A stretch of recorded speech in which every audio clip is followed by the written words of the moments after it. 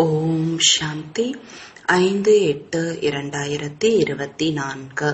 இனிமையான குழந்தைகளே, உங்களில் யார் முழு உலகத்திற்கும் சேவை செய்கிறார்களோ, அநேகரை தங்களுக்கு சமமாக மாற்றுகிறார்களோ, ஓய்வு பிரியர்களாக இருப்பது இல்லையோ, அவர்கள்தான் நேர்மையானவர்கள். கேள்வி: பிராமண குழந்தைகளாகிய நீங்கள் எந்த ஒரு வார்த்தையை ஒருபோதும் சொல்ல முடியாது. பதில்: எங்களுக்கு பிரம்மாவோடு எந்த தொடர்பும் இல்லை. நாங்கள் நேரடியாக சிவபாபாவை நினைவு செய்கிறோம் என்று பிராமணர்களாகிய நீங்கள் ஒருபோதும் சொல்ல முடியாது. பிரம்மா பாபா இல்லாமல் பிராமணர்கள் என்று சொல்லிக் கொள்ள முடியாது. யாருக்கு பிரம்மாவோடு தொடர்பு இல்லையோ, அதாவது யார் பிரம்மாவின் வாய்வழி வம்சத்தினர் இல்லையோ, அவர்கள் சூத்திரர்களே ஆவார்கள். சூத்திரர்கள் ஒரு பொழுதும் தேவதைகளாக ஆக முடியாது. ஓம் சாந்தி. ஆன்மீக தந்தை வந்து தாதாவின் மூலம் புரிய வைக்கிறார். குழந்தைகளே, அருங்காட்சியகம் அல்லது கண்காட்சியின் திறப்பு விழா வைக்கிறீர்கள். ஆனால் எல்லையற்ற தந்தை எப்போதோ திறப்பு விழா செய்துவிட்டார். இப்போது இதன் கிளைகள் வந்து கொண்டிருக்கிறது. அநேக பாடசாலைகள் வேண்டும் அல்லவா? இது ஒரு பாடசாலை. இதில் பாபா இருக்கின்றார். இதனுடைய பெயர் மதுபன் என்று வைக்கப்பட்டுள்ளது. மதுபனில் எப்போதும் முரளி வாசிக்கப்படுகிறது என்பதை குழந்தைகள் தெரிந்துள்ளார்கள். யாருடைய முரளி? பகவானுடையது. பகவான் நிராகாரமானவர் அல்லவா? முரளியை பௌதீக ரதத்தின் மூலம் கூறுகின்றார். அவருடைய பெயரை பாக்யசாலி ரதம் என்று வைத்துள்ளார். இதை யார் வேண்டுமானாலும் புரிந்து கொள்ள முடியும். இவருக்குள் பாபா பிரவேசிக்கின்றார் என்பதை குழந்தைகளாகிய நீங்கள்தான் புரிந்து கொள்கிறீர்கள். வேறு யாரும் படைப்பவரை அல்லது படைப்பின் முதலிடை கடைசியை தெரிந்து இருக்கவில்லை. பெரிய மனிதர்கள், ஆளுநர்கள் போன்றவர்கள் இருந்தார்கள் என்றால் அவர்களின் மூலம் திறக்கிறார்கள். அவ்வளவுதான். யார் மூலமாக திறக்கின்றார்களோ அவர்களுக்கு முதலில் பாபா எப்படி புதிய உலகத்தை உருவாக்குகிறார் என்ற அறிமுகத்தை கொடுங்கள் என்று பாபா எப்போதும் கடிதத்தில் எழுதி கொண்டிருக்கிறார். அதனுடைய கிளைகள் திறக்கப்பட்டு கொண்டிருக்கிறது. அவர்களுக்கு நன்மை உண்டாகட்டும் என்று யார் மூலமாவது திறக்க வைக்கிறார்கள். உண்மையில் பாபா வந்திருக்கிறார் என்று சிறிதாவது புரிந்து கொள்ளட்டும். உலகத்தில் அமைதியின் ராஜ்யம் அல்லது ஆதி சனாதன தேவி தேவதா தர்மத்தின் ஸ்தாபனை பிரம்மாவின் மூலம் நடந்து கொண்டிருக்கிறது. அதனுடைய திறப்பு விழா நடந்துவிட்டது. இப்போது இதன் கிளைகள் திறக்கப்பட்டு கொண்டு இருக்கிறது. வங்கிகளின் கிளைகள் திறக்கப்படுவதை போல ஆகும். பாபாதான் வந்து ஞானத்தை கொடுக்க வேண்டும். இந்த ஞானம் பரமபிதா பரமாத்மாவிடம்தான் இருக்கிறது. ஆகையால் அவரைதான் ஞானக்கடல் என்று சொல்லப்படுகிறது. ஆன்மீக தந்தையிடத்தில்தான் ஆன்மீக ஞானம் இருக்கிறது. அதை வந்து ஆத்மாக்களுக்கு கொடுக்கிறார், புரிய வைக்கிறார். ஹே குழந்தைகளே, ஹே ஆத்மாக்களே, நீங்கள் தங்களை ஆத்மா என்று புரிந்து கொள்ளுங்கள். ஆத்மா என்ற பெயர் பொதுவானதாகும். மகான் ஆத்மா, புண்ணிய ஆத்மா, பாவ ஆத்மா என்று சொல்லப்படுகிறது. எனவே ஆத்மாவிற்கு பரமபிதா பரமாத்மா தந்தை புரிய வைத்துக் கொண்டிருக்கிறார். தந்தை ஏன் வர வேண்டும்? கண்டிப்பாக குழந்தைகளுக்கு ஆஸ்தியை கொடுப்பதற்காக. பிறகு சதோ பிரதான புதிய உலகத்தில் வர வேண்டும். உலகத்தின் வரலாறு, புவியியல் திரும்ப நடக்கிறது என்று சொல்லப்படுகிறது. புதிய அல்லது பழைய உலகம் மனிதர்களினுடையது ஆகும். நான் புதிய உலகத்தை படைப்பதற்காக வந்துள்ளேன் என்று பாபா கூறுகிறார். மனிதர்கள் இல்லாமல் உலகம் இருப்பது இல்லை. புதிய உலகத்தில் தேவி தேவதைகளின் ராஜ்யம் இருந்தது. அது மீண்டும் உருவாகி கொண்டிருக்கிறது. இப்போது குழந்தைகளாகிய நீங்கள் சூத்ரனில் இருந்து பிராமணர்களாக ஆகியுள்ளீர்கள். பிறகு உங்களை பிராமணனிலிருந்து தேவதைகளாக ஆக்க வந்துள்ளேன். பாபா இப்படி புரிய வைக்கிறார் என்று நீங்கள் சொல்லலாம். நீங்கள் எவ்வாறு புதிய உலகத்திற்கு செல்வீர்கள்? இப்போது உங்களுடைய ஆத்மா தூய்மையற்றதாக விகாரம் நிறைந்ததாக இருக்கிறது எனும்போது நிர்விகாரியாக ஆக வேண்டும். பிறவிகளுக்கான பாவங்களின் சுமை தலை மீது இருக்கிறது. எப்போதிலிருந்து பாவம் ஆரம்பமாகிறது? பாபா எத்தனை ஆண்டுகளுக்கு புண்ணிய ஆத்மாக்களாக மாற்றுகின்றார்? இதையும் குழந்தைகளாகிய நீங்கள் இப்போது தெரிந்துள்ளீர்கள். 21 பிறவிகள் நீங்கள் புண்ணிய ஆத்மாக்களாக இருக்கின்றீர்கள். பிறகு பாவ ஆத்மாக்களாக ஆகின்றீர்கள். எங்கே பாவம் நடக்கிறதோ அங்கே துக்கம்தான் இருக்கும். எத்தகைய பாவம்? அதையும் பாபா கூறுகிறார். ஒன்று, நீங்கள் தர்மத்தை நிந்தனை செய்கிறீர்கள். நீங்கள் எவ்வளவு தூய்மையற்றவர்களாக ஆகிவிட்டீர்கள். தூய்மையற்றவர்களை தூய்மை ஆக்குபவரே, வாருங்கள் என்று என்னை அழைத்து வந்தீர்கள். நான் இப்போது வந்துள்ளேன். தூய்மையாக்கக்கூடிய தந்தையை நீங்கள் வசைபாடுகிறீர்கள், நிந்தனை செய்கிறீர்கள். ஆகையால் நீங்கள் பாவ ஆத்மாக்களாக ஆகிவிட்டீர்கள்.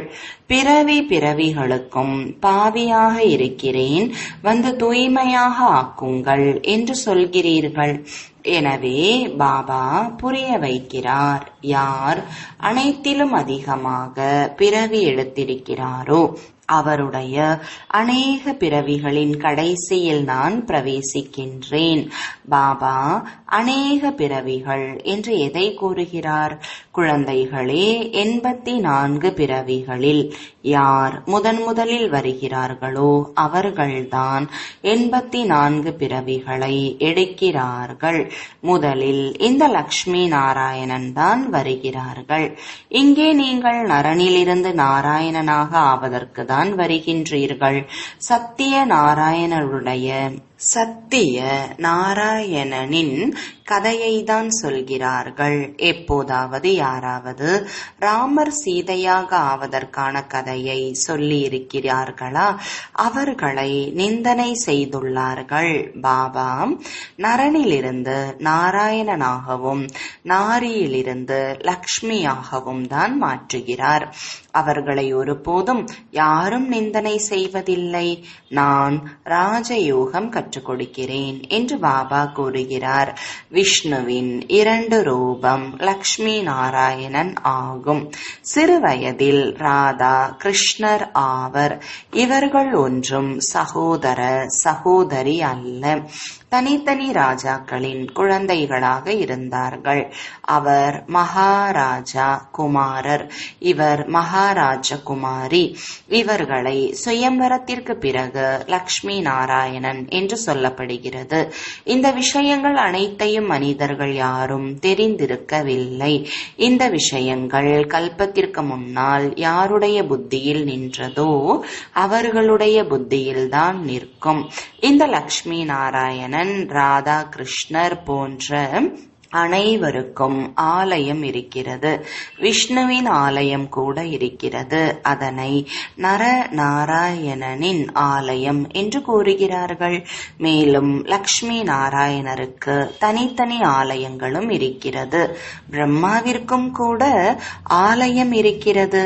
பிரம்மா தேவதாய நமக, பிறகு சிவ பரமாத்மாய நமக என்று சொல்கிறார்கள். அவர் தனிப்பட்டவராகி விட்டார் அல்லவா? தேவதைகளை எப்போதாவது பகவான் என்று சொல்ல முடியுமா? எனவே பாபா புரிய வைக்கிறார். யார் மூலமாக திறப்பு விழா செய்ய வேண்டுமோ அவர்களுக்கு முதலில் உலகத்தில் அமைதியை உருவாக்குவதற்காக பகவான் அடித்தளமிட்டு விட்டார் என்று புரிய வைக்க வேண்டும். உலகத்தில் லக்ஷ்மி நாராயணருடைய ராஜ்யத்தில் அமைதி இருந்தது அல்லவா? இவர்கள் சத்யுக எஜமானர்களாக இருந்தார்கள். எனவே மனிதர்களை நரனிலிருந்து நாராயணனாக, நாரியிலிருந்து லக்ஷ்மியாக மாற்றும் பெரிய பல்கலைக்கழகம் அல்லது ஈஸ்வரிய விஸ்வவித்யாலயம் இது என்று புரிய வைக்க வேண்டும். விஸ்வவித்யாலயம் என்று அநேகர் பெயர் வைத்திருக்கிறார்கள். உண்மையில் அவை ஒன்றும் உலக பல்கலைக்கழகம் அல்ல. யுனிவர்ஸ் என்றால் முழு உலகம் என்றாகிவிட்டது.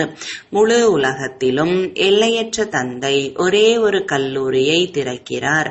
உலகத்தில் தூய்மையாவதற்கான விஸ்வவித்யாலயம் இந்த ஒன்று மட்டுமே ஆகும்.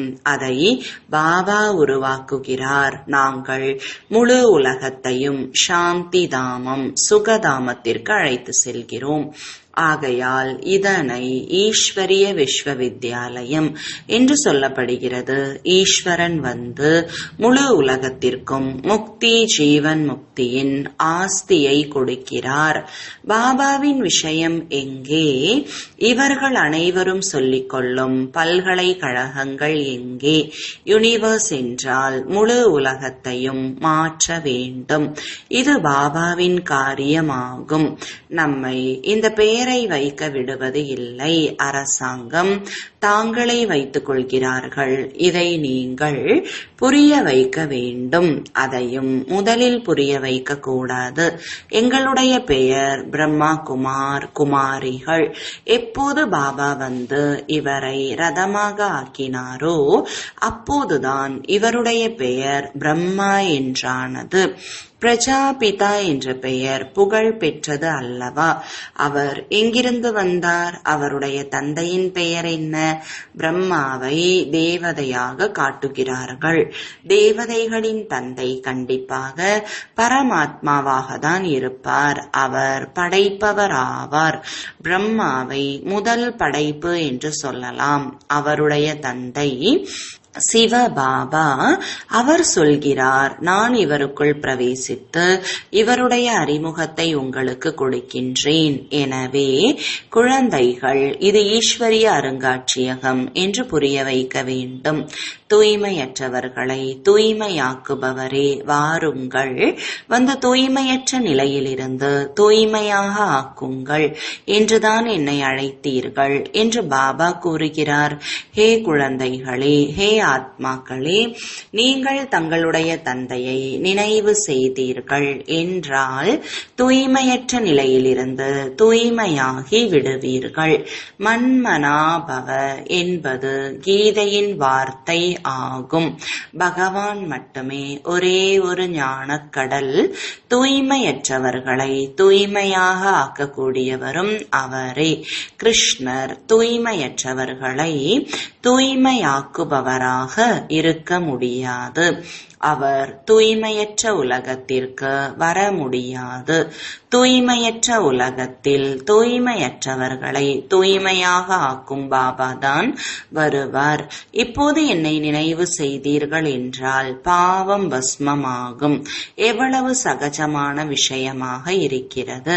பகவானுடைய மகா வாக்கியம் என்ற வார்த்தையை கண்டிப்பாக சொல்ல வேண்டும். காம விகாரம் மிக பெரிய எதிரி என்று பரமபிதா பரமாத்மா கூறுகிறார். முதலில் நிர்விகார உலகமாக இருந்தது, இப்போது விகார உலகமாக இருக்கிறது. துக்கமே துக்கம்தான். நிர்விகாரிகளாக இருந்தார்கள் என்றால் சுகமே சுகமாக தான் இருக்கும்.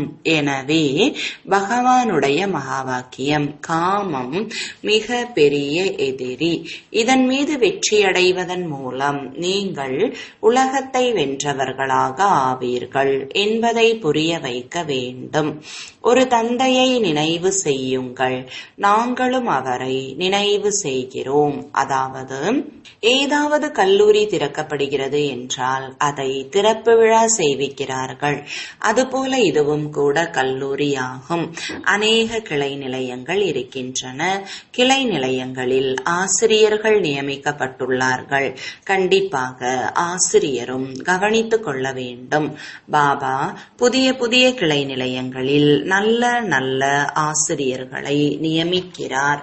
விரைவாக தங்களுக்கு சமமாக மாற்றி பிறகு மற்ற கிளை நிலையங்களுக்கு சேவையின் பொறுப்பை எடுத்துக்கொள்ள அனுப்ப வேண்டும் என்பதற்காக வைக்கிறார்.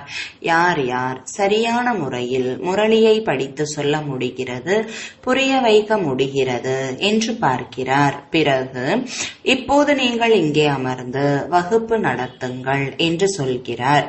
இப்படி ஒத்திகை பார்க்க வைத்து அவர்களை அமர்த்தி விட்டு மற்ற இடங்களுக்கு கிளை நிலையங்களை பார்த்து கொள்ள சென்று விட வேண்டும்.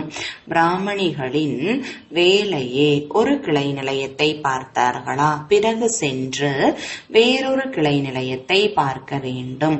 ஒவ்வொரு ஆசிரியரும் 10-20 கிளை நிலையங்களை உருவாக்க வேண்டும். அதிகமாக சேவை செய்ய வேண்டும். கடைகளை திறந்து கொண்டே செல்ல வேண்டும். தங்களுக்கு சமமாக மாற்றிவிட்டு யாரையாவது விட்டுக்கொண்டே செல்ல வேண்டும். யாரையாவது தங்களுக்கு சமமாக தயார் செய்து விட்டுவிட்டு வேறொரு கிளை நிலையத்தை திறக்க செய்ய வேண்டும் என்று மனதில் வர வேண்டும். ஆனால் இப்படி நேர்மையானவர்கள் பலரில் சிலர்தான் இருக்கிறார்கள். யார் முழு உலகத்திற்கும் சேவை செய்கிறார்களோ அவர்களை தான் நேர்மையானவர்கள் என்று சொல்லப்படுகிறது. ஒரு கிளை நிலையத்தை திறந்தார்கள், தங்களுக்கு சமமாக மாற்றினார்கள். பிறகு மற்றொரு இடத்தில் சேவை செய்ய வேண்டும். ஒரே இடத்தில் சிக்கிக் கொள்ளக்கூடாது. நல்லது, யாருக்கும் புரிய வைக்க முடியவில்லையா, வேறு காரியம் செய்யுங்கள். அதில் தேக அபிமானம் வரக்கூடாது. நான் பெரிய வீட்டை சார்ந்தவன், இந்த வேலையை எப்படி செய்வேன், எங்களுக்கு வலி ஏற்படும், கொஞ்சம் வேலை செய்தால் எலும்பு நோகும் என்பதை தேக அபிமானம் என்று சொல்லப்படுகிறது. எதையும் புரிந்து கொள்வதில்லை. மற்றவர்களுக்கு சேவை செய்ய வேண்டும் அல்லவா?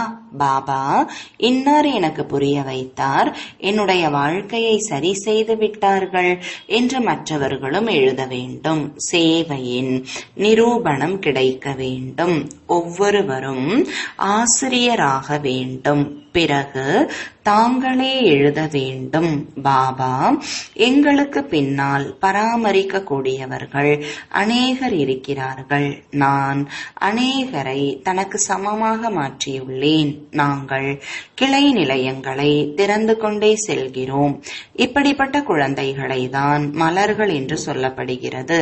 சேவையே செய்யவில்லை என்றால் எப்படி மலர்களாக ஆக முடியும்? மலர்களின் தோட்டம் இருக்கிறது அல்லவா? எனவே திறந்து வைப்பவர்களுக்கும் புரிய வைக்க வேண்டும். நாங்கள் பிரம்மா குமாரிகளாக இருக்கின்றோம். சூத்ரனிலிருந்து பிராமணர்களாக ஆகின்றோம். பாபா இந்த பிராமண குலம் மற்றும் சூரிய வம்ச சந்திர வம்ச குலத்தை உருவாக்குகிறார். இந்த சமயத்தில் அனைவரும் சூத்ர வர்ணத்தை சார்ந்தவர்களாக இருக்கிறார்கள். சத்யுகத்தில் தேவதா வர்ணத்தை சார்ந்தவர்களாக இருந்தார்கள். பிறகு சத்திரிய வைஷ்ய வர்ணத்தவர்களாக ஆனார்கள்.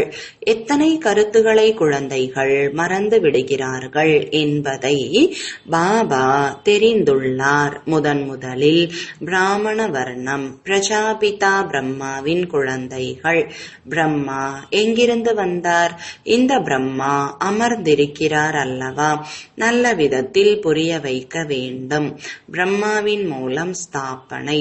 யாருடைய ஸ்தாபனை? பிராமணர்களுடைய ஸ்தாபனை. பிறகு அவர்களுக்கு படிப்பினைகளை கொடுத்து தேவதையாக ஆக்குகிறார். நாங்கள் பாபாவிடம் படித்து கொண்டு இருக்கிறோம். அவர்கள் பகவானுடைய மகா வாக்கியம் அர்ஜுனனுக்காக என்று எழுதிவிட்டார்கள். யார் அர்ஜுனன் என்பது யாருக்கும் தெரியாது. நாம் பிரம்மாவின் குழந்தைகள், பிராமணர்கள் என்பதை நீங்கள் தெரிந்துள்ளீர்கள். ஒருவேளை யாராவது நாங்கள் சிவபாபாவின் குழந்தைகள், எங்களுக்கு பிரம்மாவோடு எந்த தொடர்பும் இல்லை என்று சொன்னால் பிறகு எப்படி தேவதையாக ஆவீர்கள்? பிரம்மாவின் மூலம்தான் ஆவீர்கள் அல்லவா? சிவபாபா உங்களை எப்படி யார் மூலமாக என்னை நினைவு செய்யுங்கள் என்று சொன்னார்? பிரம்மாவின் மூலம்தானே கூறினார். பிரஜாபிதா பிரம்மாவின் குழந்தைகள்தான் அல்லவா பிரம்மா குமாரிகள் என்று சொல்கிறீர்கள். நாங்கள் பிரம்மாவின் குழந்தைகளாக இருக்கிறோம் என்றால் கண்டிப்பாக பிரம்மா நினைவிற்கு வருவார் அல்லவா? சிவபாபா பிரம்மாவின் உடலின் மூலம் படிப்பிக்கிறார். பிரம்மா பாபா இடையே இருக்கின்றார். பிராமணர்களாக ஆகாமல் எப்படி தேவதையாக ஆக முடியும்? நான் எந்த ரதத்தில் வருகின்றேனோ அவரை பற்றியும் தெரிந்து கொள்ள வேண்டும். பிரம்மாவை தந்தை என்று சொல்லவில்லை என்றால் எப்படி குழந்தையாக ஆக முடியும்? தங்களை பிராமணன் என்று புரிந்து கொள்ளவில்லை என்றால் சூத்திரர்களே ஆவார்கள். சூத்திரனிலிருந்து தேவதையாக ஆவது கடினமானது. பிராமணர்களாகி சிவபாபாவை நினைவு செய்யாமல் எப்படி தேவதையாக ஆக முடியும்? இதில் குழப்பமடைவதற்கான அவசியமில்லை. எனவே திறந்து வைப்பவர்களுக்கும் பாபாவின் மூலம் திறப்பு விழா நடந்துவிட்டது என்று புரிய வைக்க வேண்டும். தந்தையை மட்டும் நினைவு செய்தீர்கள் என்றால் பாவங்கள் அழிந்துவிடும் என்று உங்களுக்கும் கூறுகின்றோம். அந்த தந்தைதான் தூய்மையற்றவர்களை தூய்மையாக ஆக்கக்கூடியவராக உள்ளார். பிறகு நீங்கள் தூய்மையாகி தேவதைகளாக ஆகிவிடுவீர்கள். குழந்தைகள் அதிகமாக சேவை செய்ய முடியும். நாங்கள் பாபாவின் செய்தியை கொடுக்கிறோம் என்று சொல்லுங்கள். இப்போது செய்வதும் செய்யாததும் உங்களுடைய விருப்பம். நாங்கள் செய்தியை கொடுத்து கொண்டே இருக்கிறோம். வேறு எந்த முறையிலும் தூய்மை ஆகவே முடியாது. நேரம் கிடைக்கும் போது சேவை செய்யுங்கள். நேரம் அதிகமாக கிடைக்கிறது, நல்லது. இனிமையிலும் இனிமையான காணாமல் கண்டெடுக்கப்பட்ட செல்லமான குழந்தைகளுக்கு தாயும் தந்தையுமான பாப்தாதாவின் அன்பு நினைவுகளும் காலை வணக்கங்களும். ஆன்மீக குழந்தைகளுக்கு ஆன்மீக தந்தையின் வணக்கங்கள். ஆன்மீக தந்தைக்கு ஆன்மீக குழந்தைகளின் அன்பு நினைவுகளும் வணக்கங்களும். தாரணைக்கான முக்கிய சாரம். முதலாவது, புதிய புதிய கிளை நிலையங்களின் வளர்ச்சிக்காக தங்களுக்கு சமமாக மற்றவர்களையும் மாற்றும் சேவை செய்ய வேண்டும். கிளை நிலையங்களை திறந்து கொண்டே செல்ல வேண்டும். ஒரே இடத்தில் இருந்துவிடக்கூடாது. இரண்டாவது, மலர்களின் தோட்டத்தை தயார் செய்ய வேண்டும். ஒவ்வொருவரும் மலர்களாக ஆகி மற்றவர்களை தங்களுக்கு சமமாக மலர்களாக ஆக்க வேண்டும்.